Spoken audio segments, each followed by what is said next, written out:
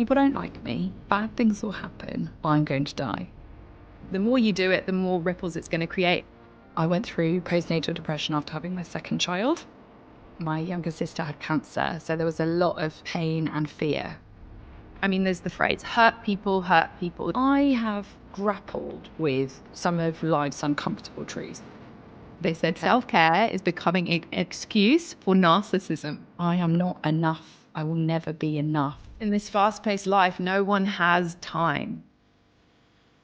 I just recognised that there was so much fear inside of me. I know that life is cruel and it isn't fair, and it's okay not to enjoy every moment. Hello and welcome to my dear friend, Anna Mather, who is, oh my God, you're so many things. Psychotherapist, you're a best-selling author of many, many books. I feel like I've lost count now because you've written so many incredible books. You're a mental health advocate. You have an incredible social media page. So welcome, Anna. I am so excited for the conversation today. Can you give us a little intro and tell us who you are? Oh, it's so good to, Hannah, I wish we were in the same location. We're just going to make it work because I just love spending time in your presence. We chat away, don't we? We talk about the top level stuff and the really deep stuff. So I'm really excited to be here. I am a psychotherapist. I have a really dodgy voice at the moment, so please bear with me. I've got my herbal tea at the ready. But I don't normally sound so husky. And basically my heart and my passion is all about taking therapy out of the therapy room. All of the tips and tools and the insights that I learnt in training and that I would talk through with clients in clinical settings. I just love talking and writing and podcasting alongside sharing really candidly my own experience of mental health as well, because I don't have any shame around that because I know that I don't need to. So I just hope that in sharing, I can help equip people a little bit more and just chip away at some of that shame that we often feel around certain emotions and elements of mental health. So that's me really. Oh, thank you so much for that, Anna. And actually, I wasn't going to start here, but let's start here. Can you share a little bit of your struggles of mental health? Because I mean, it is helpful. It's helpful to hear other people's stories and to not feel alone, because that is the feeling that when we're struggling, we feel so alone. So can you start there? Yeah, I mean, there are so many different layers and levels and areas that I could talk about. I think one of the biggest learnings for me has been that needing other people isn't failure of my own strength, but it's actually just really human. And that's how I can enrich my life, and that's how I can go stronger, is in leaning on other people and letting people help and love me. And I think I've always been incredibly self-sufficient. That's how I grew up. We had a lot of challenging times when I was little. My younger sister had cancer, so there was a lot of just pain and fear and uncertainty. So my tact was very much to just be good and neat and not worry anyone. And I took that survival mechanism on into the rest of my life, and it just did not serve me very well. I ended up feeling like a bit of an island, to be honest. And I went through postnatal depression after having my second child, and it really just humbled me. I couldn't say, I've got this, don't worry about me, because I was just I didn't have this, and I was worried about me. And it was so humbling because I realized that I needed people as much as people needed me. And that was really hard. But it changed my life. And, the kind of conversations you and I have when we go out on a dog walk are not the kind of conversations I would have had with people a number of years ago. And I think I went into therapy as a way of avoiding talking about my own stuff, because I loved just talking about other people, helping them. It was part of my identity. And as part of training to be a therapist, I had to have therapy. And I thought, this is a bit, I'll just tick the box. I'll just go and I'll say some stuff and I'll leave. And I wouldn't even drink her water, Hannah. She used to leave a glass of water for me and I wouldn't even drink it, because that's how I was. I didn't want to take anything from anyone. Whereas now, I mean, it's just, life is just very different. I need people. People need me. People need me to be okay. I'm not always okay. So I need people, and it's just a richer way to live, and it's vastly different to how it was. Because it's difficult, isn't there? There's this element, and I get it as a yoga teacher as well. There's this element of you feeling shame that you're not coping. I'm a therapist. I should be able to go through this. I help other people. Why am I not doing it? And I get it as a yoga teacher. I burn myself out sometimes, and I don't listen to the advice I give others. And then I have to give myself a little shake and go, what are you doing? Look after yourself. But we all need help sometimes, and lots of the time. And it's that phrase, isn't it? It takes a village when you have a baby. And I didn't get it. I didn't understand that. I didn't have that village just because of my circumstances at that time either. But I also felt like asking for that village was failing, because that was what was in my head, and that's what I understood. And by getting rid of those thoughts, it changed my life. Yeah. And as a yoga teacher, and for me as a therapist, I think we've ended up in these roles, in these jobs, in these positions where we are constantly reminding ourselves of what we need. And we are doing the things. And yeah, we still have a battle with it. I still have to be really intentional about talking to people and letting people in. And I just think it's funny how we can end up giving people what we need as well. Yeah, I will forever be needing my own advice. And maybe you will too. I'm sure I will too. So whenever I have like a theme of the classes for the month, and it is just generally like, okay, I'm going through this. What do I need? Let's just share it, because I'm sure other people are going through the same thing. Okay, absolutely. I'm going to pivot though, and we're going to talk about your new book, and we're going to start by talking about it because I've got so many juicy questions to ask you about it. Anna wrote a book and it's coming out in August. Am I right? It is, yeah, the 8th. Yeah. The Uncomfortable Truths. Can you just give us a little bit of what it is and what inspired you to write it?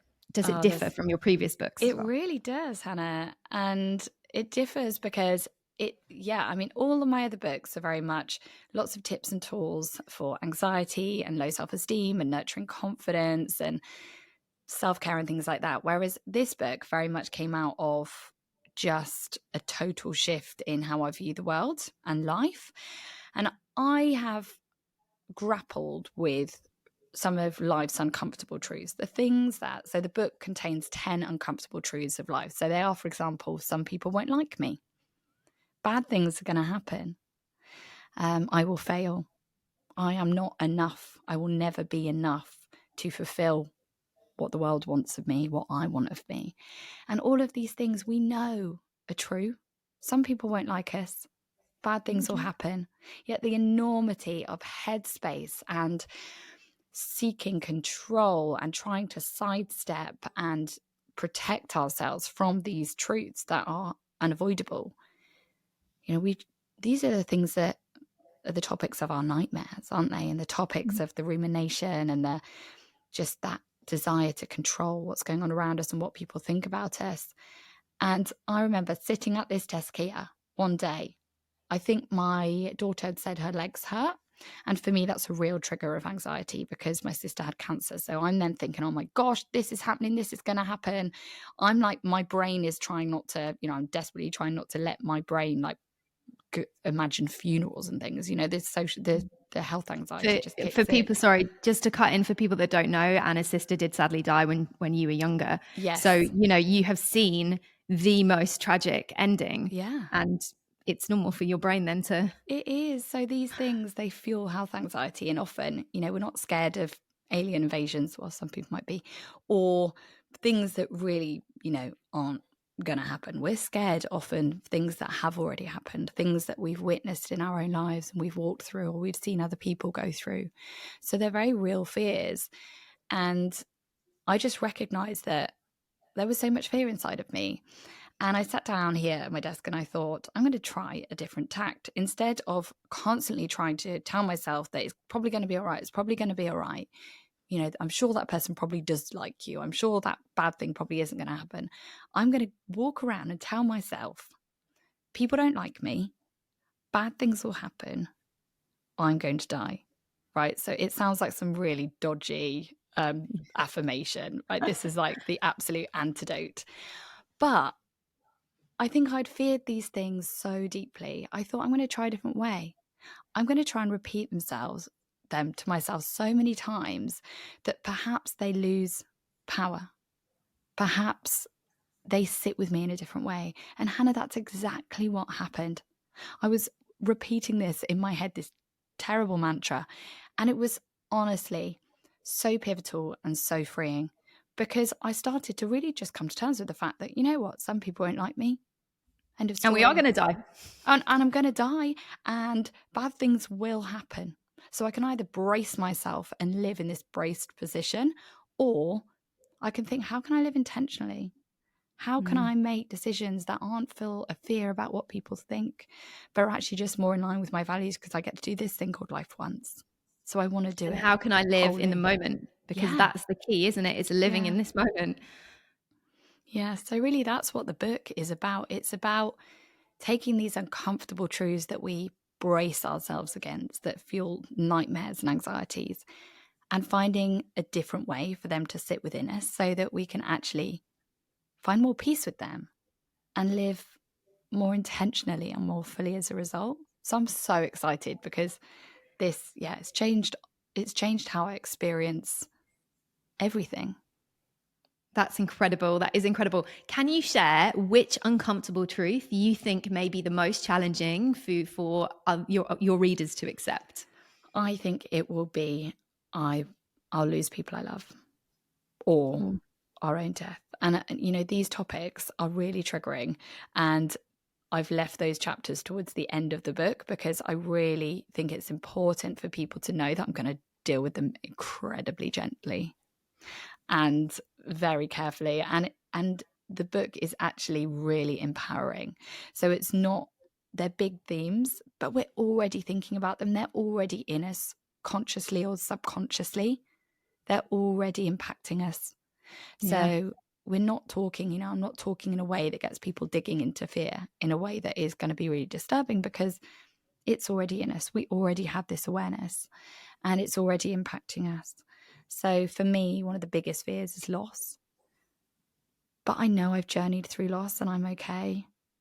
And I know that life is cruel and it isn't fair, which is another one of the uncomfortable truths, that life isn't fair. So I think a lot of that fear often sits with the fact that we don't feel very present in our relationships. So therefore, we have this kind of nagging feeling a lot of the time that we're not making the most of what we have. So I think that's often wrapped up in that fear of loss, is that we haven't fully lived.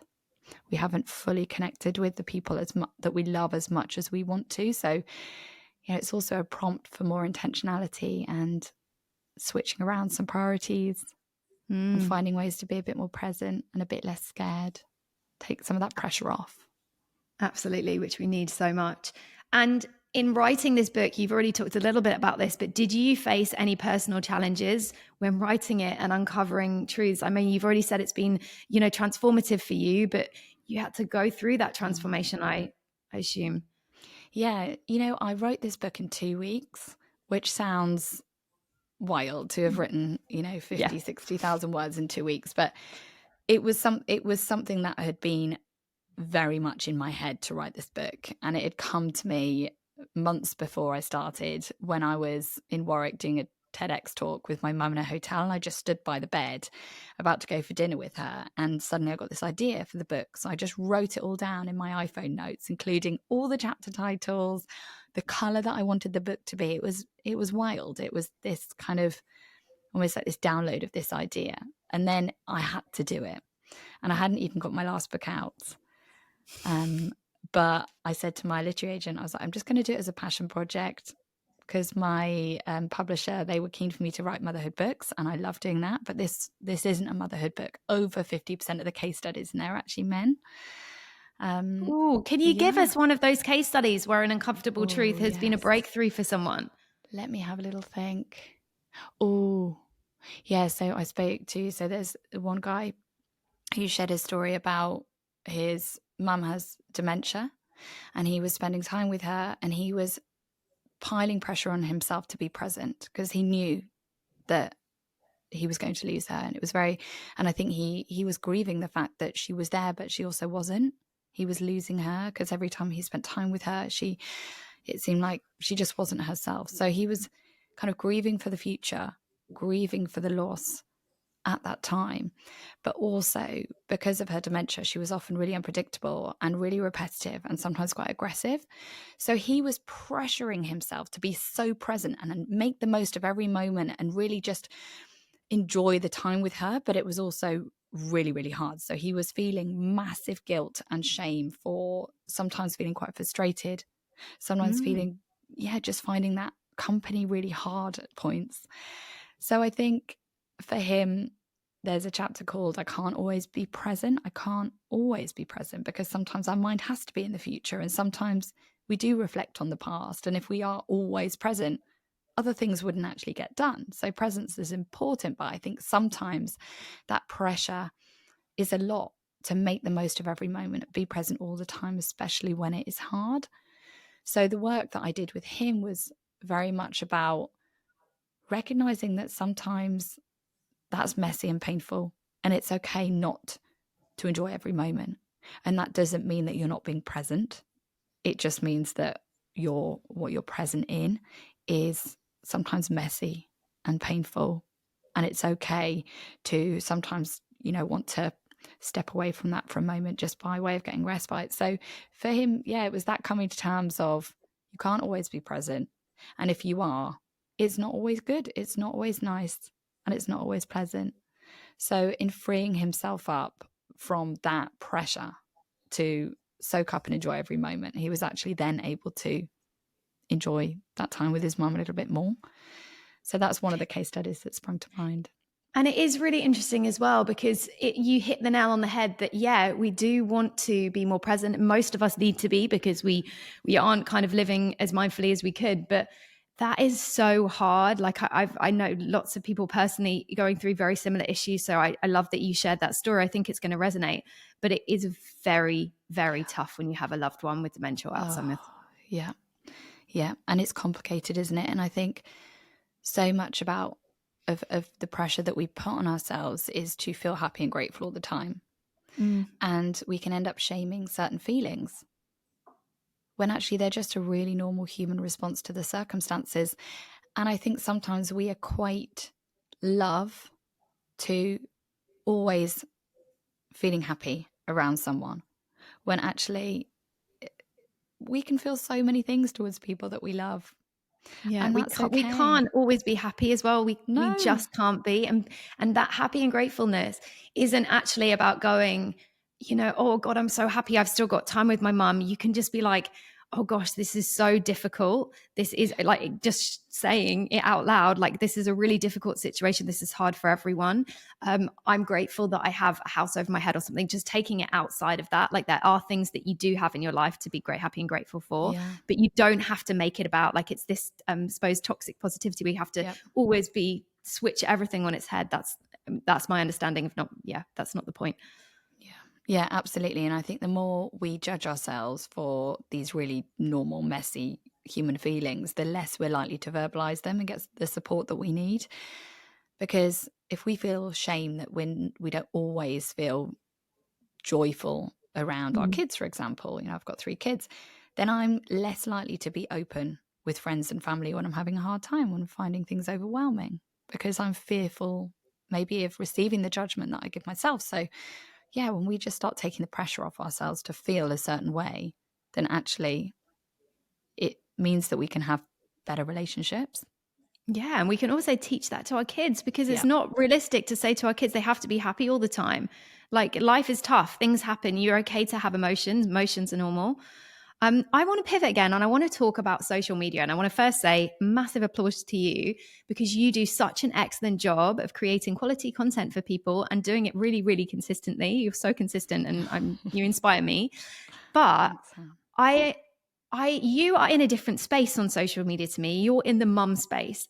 And we're in this era of judgment and trolling and just all of this stuff. Like you get a lot. How do you deal with that? And what words of advice can you give for other people who are going through this? Yeah, I have learned so much in the last, I think, about 7 years of being on social media and being in that space. And the biggest lesson I have learned off social media that has helped me navigate it is actually through my son. So my son's autistic, and he's often had public meltdowns over the years. I mean, full on screaming, even throwing things in the middle of a supermarket, whilst I'm trying to wrangle two other children. There's people around me. And when people want to say to you, oh, don't worry, no one's judging you, when actually full well people are thinking many, many things about your child and your parenting. And I think what I've learned to do is just put the blinkers on and think no one knows in that circumstance what I've been through that day. No one knows my son like I do. No one knows what he needs. No one knows how challenging certain circumstances are. And I just have drawn that strength that he has taught me to care not what people around me think. And that actually that's the way that I can have the best relationship and be the best parent, is to know that that's just commentary on a moment of my day and of my life of which they have no wider context. So I've taken that learning and applied it to social media, and it has been an absolute lifesaver. I honestly don't think I would be able to work in that space if it wasn't for feeling more comfortable with being misunderstood. And honestly, I think that's it. I think it's if we can find comfort in just contentment in being misunderstood, because we know that we get us. We know that our heart's in the right place. We know that the people who know us most and see our dark corners and our messy bits and our rough edges, that those people care about us and they accept us in spite of all of that. Everything else is subjective. And I've actually got an anchor tattooed on my wrist just to remind me of this, because I think the life will pull us in so many different directions. Our attention, it will tell us that, social media has that we should be giving social media the power to tell us who we are, how we should be, what we should like. And we just have to really hold on to that anchor, that we are known and loved by the people that know us most, and that we know we're trying to do a good thing. And everything else is commentary. Everything else is subjective. And we will be misunderstood. That's another truth in my book, is people will misunderstand me. And that doesn't mean that I'm wrong. It doesn't, we've always got stuff to learn, but it doesn't take away from my value. And yeah, so I love that. huge. That was a really, really, really beautiful response. I think there are two things that help me as well. One, this idea of a ripple effect. We can just do our best, and we can be kind and compassionate towards people and show people what actually you should be giving me back. And it's just going to ripple out. And the more you do it, the more ripples it's going to create. And people are going to see, okay, yeah, that's actually such a nicer way of communicating with people. Yes, I can disagree with what Anna says, but when I go to disagree with her, I can do it in a really caring and compassionate way. And then the other element as well is just empathy for other people, the people that are doing this. I mean, there's the phrase, hurt people. The people that are doing this and judging and being awful at times, they're going through something. I mean, and that doesn't make it okay doing what they've done to us and said to us. But, that compassion makes it just that slightly bit easier. You can still walk away, but you can have that compassion that, something's going on to make them treat me in this awful way. Yeah. Yeah. And I think that's the powerful thing that happens in that, is that you're separating out what's you and what's them. Because if someone just walks down the street and says, you are so rude because they smiled at you and you didn't smile back. So they've said, they've said something to you. And then you can think, oh my gosh, am I? Is this what everyone thinks about me? Maybe I am. Maybe I need to smile more. Maybe I need to, and suddenly we can just start almost attacking ourselves and critiquing ourselves, when actually, very simply, you might not have seen that person smiled at you at the school gates, or maybe someone's been mean to them that morning at home and they've got it in their heads that no one likes them. So they're just looking for proof of that narrative, and you happen to walk into the firing line. We just don't know. And I think so little of what we think is about us is actually about us at all. And as soon as we start realizing that and accepting that, then actually it just frees us up to be ourselves more. Absolutely. Huge. It's a breakthrough moment. Yeah. Okay. In the age of social media, do you think modern therapy is just another product we are consuming? Ooh, I think therapy is often so hard for people to access that there is a I mean, and I'm part of this, there are so many self-help books out there, just so many, not all written by therapists, not all written by people who've ever done any training. And I think we know that we want more for ourselves. We know that we maybe have grown up, and we're recognizing that perhaps there are some dynamics in childhood that we're starting to realize because we've got so many parenting books perhaps, or so many relationship books, and we're listening to podcasts, and we just want to know about ourselves so that we can live a more full and contented life. So I think, yeah, there's so much out there, and it's not all particularly helpful. It's not all particularly grounded in theory and shared by people that are trained. But I just think there's just a yearning. So much of what we do on social media just has this feeling of emptiness. We're wanting more, we're hungering for more, we're hungering for more richness, more connection with ourselves and with other people. So I think, yeah, there's so much out there, and we're just hungry to feel like we're living more fully. So I think we're just grabbing at anything, and it has very mixed. What can we do to help people that are feeling like this though? Because I have this belief that we've stopped kind of trusting ourselves, and we actually all need to kind of come back to ourselves and go back to our intuition and trusting actually that we know what's best for us. But how can we help people? Because there is so much out there.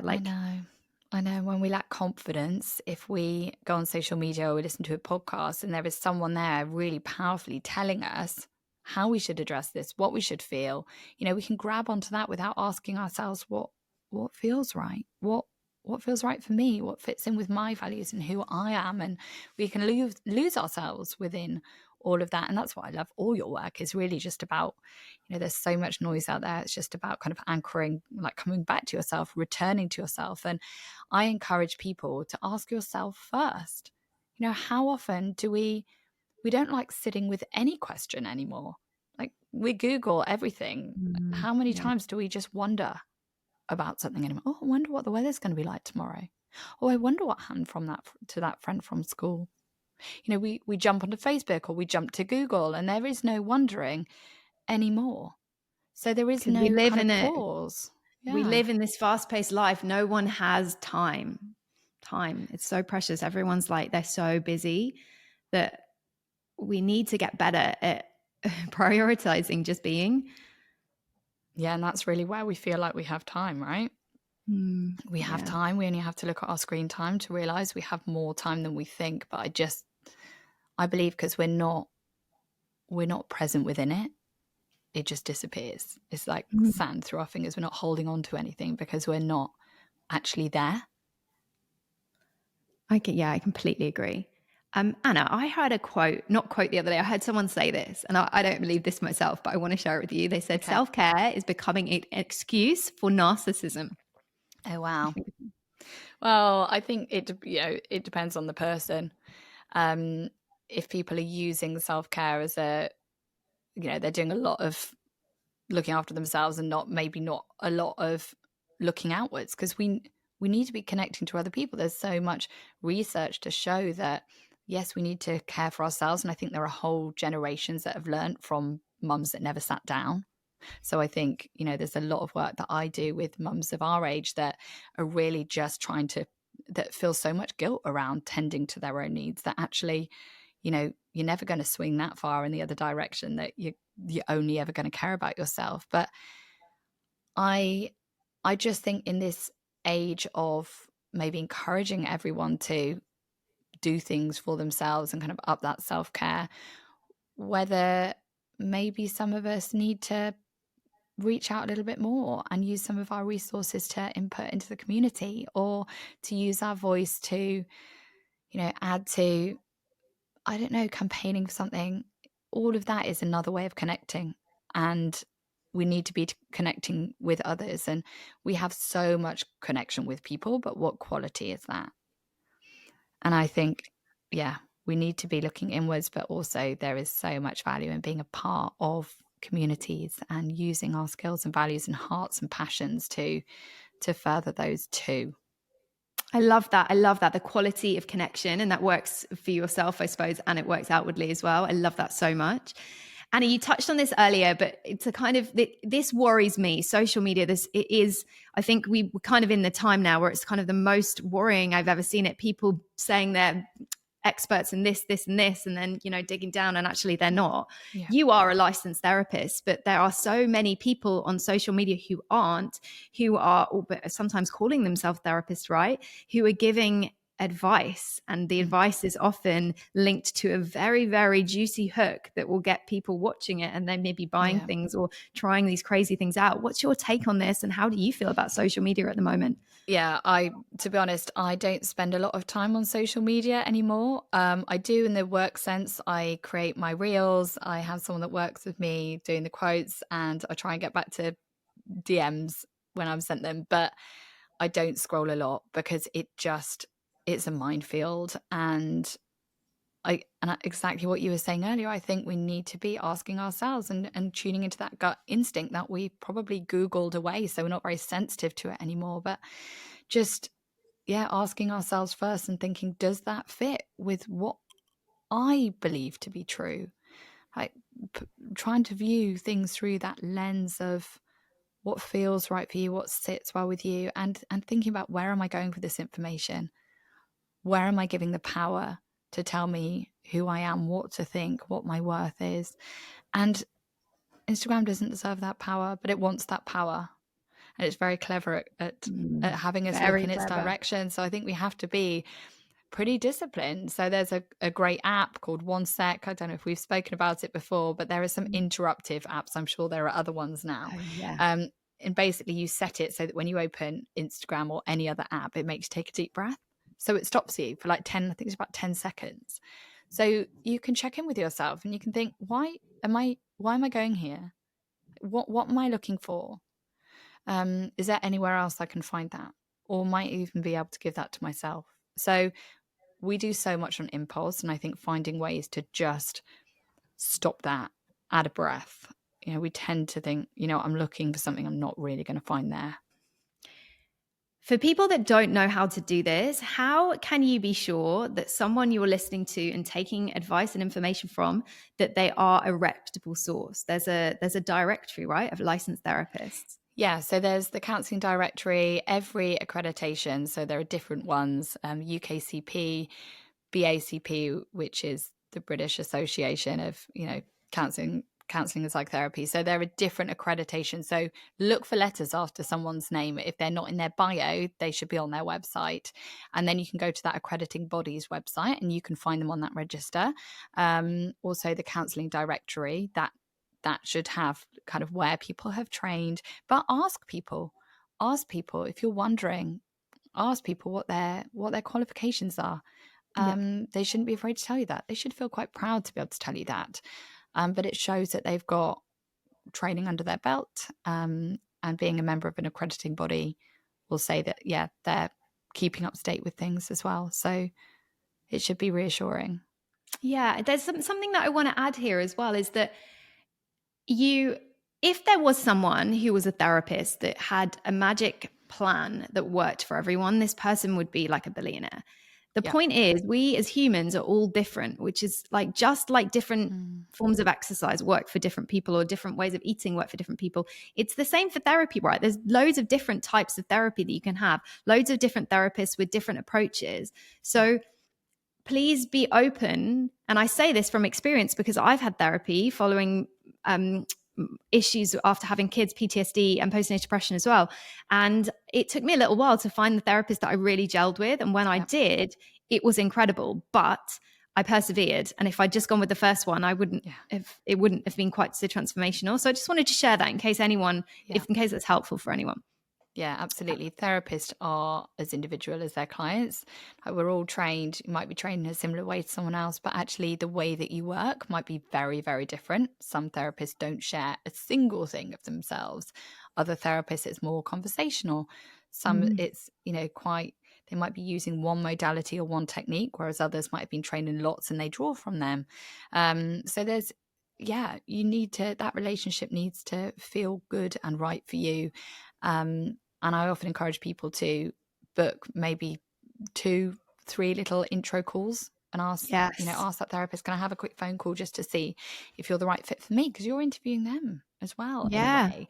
And yeah, not everyone is right for everyone, not every approach is right for everyone, so do persevere. So that's my doorbell going off in the Absolutely. back. And then there is an element, and we kind of have touched on this a little bit, but therapy is expensive, and it's a privilege to be able to, whether you have insurance or whether you can afford to pay for it. How can we change this? And I suppose books like you're writing are a really good place to start, because I mean, you can borrow them from the library. You don't even have to pay for them here in the UK. We have that privilege of a library, but is there other things? How can we change it and making it more inclusive for everyone? Yeah, I think it's, it does have a cost attached to it, and there are charities out there. There are therapists who will often take on a few clients at much lower, low cost fees. You can get referral from your GP, but of course we know that waiting lists are very long. And I think a lot of the books written by therapists, I've got so many on my shelf right now, are really just a response to that, a desire to make this knowledge very accessible. And of course, it's not bespoke when you're reading it in a book. It's about, finding the right voices that speak to you and give you those tools and those insights. And there is so much to be said for the podcast by reputable, shared by, I've learned so much from Brene Brown, for example. Yeah. There is so many out there who are just absolutely incredible and have an amazingly articulate way of providing people with these tools and empowering them with them. But yeah, therapy can be hard for people to access, and there are tech services, for example, for people who find it really hard to actually verbalize things. There are kind of online, Zoom now is a thing, and that never used to, you couldn't speak to a therapist by Zoom really before the pandemic. That wasn't Before the really pandemic. something that was done. So if you find a therapist that you really like but their fees are higher, perhaps just say, do you offer low cost sessions? Do you have a waiting list? And because if you don't ask, it's worth exploring and asking. And then what do you think is the biggest misconception, or some of the biggest misconceptions about therapy that the industry perpetuates?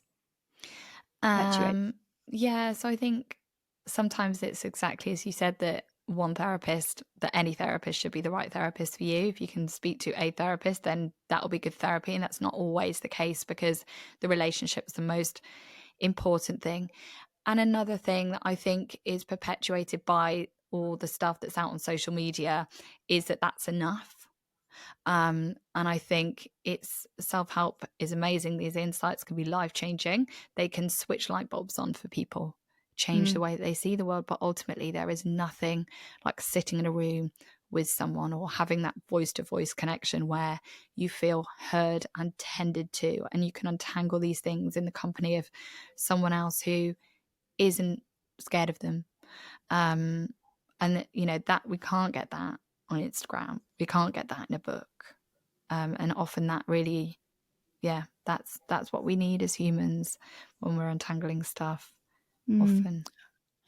And I feel like we are doing better at this, but there is still a stigma attached to therapy for the weak or the broken. How can we change this? Yeah, I think so many people have therapy and value therapy, or have had it and valued it. So I just think encouraging those people just to be more open, because just to be more open about the fact they've had therapy, because that can prompt really interesting conversations, and it can strip away at that taboo and that assumption that we're kind of still holding on to a little bit. But yeah, I think that's it. Because often when we say these things out loud, we end up speaking to other people who have had therapy and loved it, and then we're both raving about therapy, and then we might go away and feel a bit more empowered to be open that we've had that support. And I think we just, in this age of contact and connection often being just so surface level and widespread and watered down, we do need to be having these intentional conversations with people in our lives where we feel seen and heard. And that, as humans, we have this deep human need, and I think that's why so many of us are feeling a little bit lost and unfulfilled and disconnected, which finds us in Instagram scrolling more. Yeah. It's because we're not having that quality, rich depth of connection that we need as humans. We're yearning for it.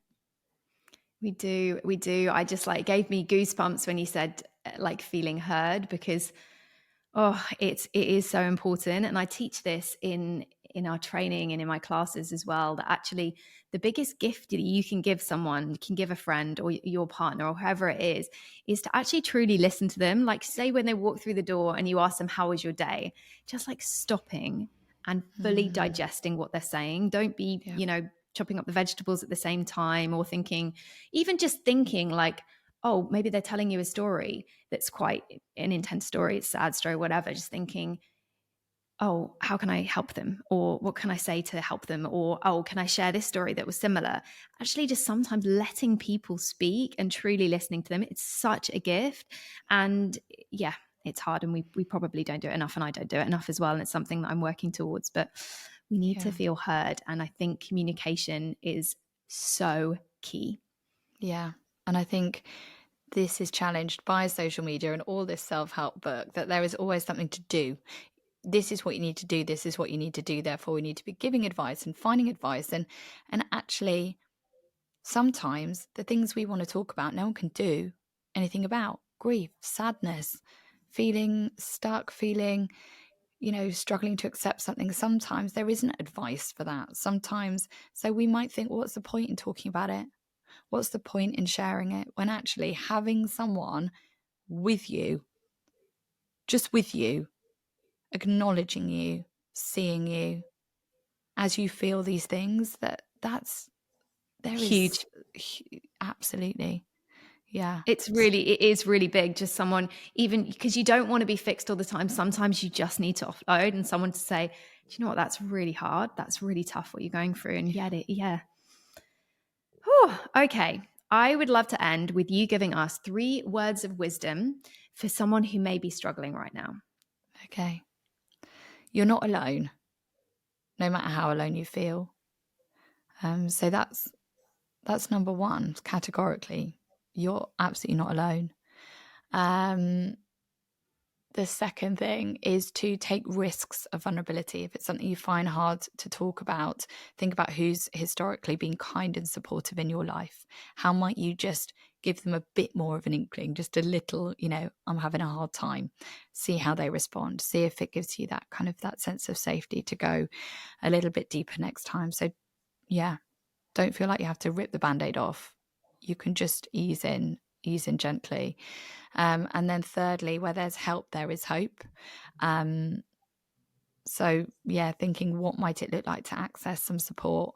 When I struggled with postnatal depression and I found it really hard to talk to people in my life about it, initially I would type away on a Facebook group that I'd joined when I was pregnant in the middle of the night, and I'd get kind words back. And for me, that was a really helpful way to start verbalizing how I was feeling, so that in time I was able to do that in real life, with people around me. So it's how can you access support in a way that feels like a step, but maybe not too big, so that you can start building up the confidence to have the conversations that you need and deserve to have. Thank you so much, Anna. That's so insightful. Thank you. Could you share with our listeners, where can we find you? When is the book out exactly? And anything else you want to share? Oh, thanks, Hannah. So I'm on Instagram at Anna Martha. Everything kind of springs from there. The book's called The Uncomfortable Truth, Change Your Life by Taming 10 of Your Mind's Greatest Fears. And that's out on the 8th of August. And yeah, there's just loads of resources and courses and podcast episodes out there where I'm chatting. Oh yes, away, so. Anna has an incredible podcast, The Therapy Edit. Well worth a listen. It's very, very good. And you have some amazing guests on there as well. Thank you. One of which has been you. Yeah. So thank you. Thanks for now. I always love chatting with you, and it's nice to take it online. Oh, thanks so much, Anna. Thank you. And best of luck with your new book. I can't wait to get my hands on it.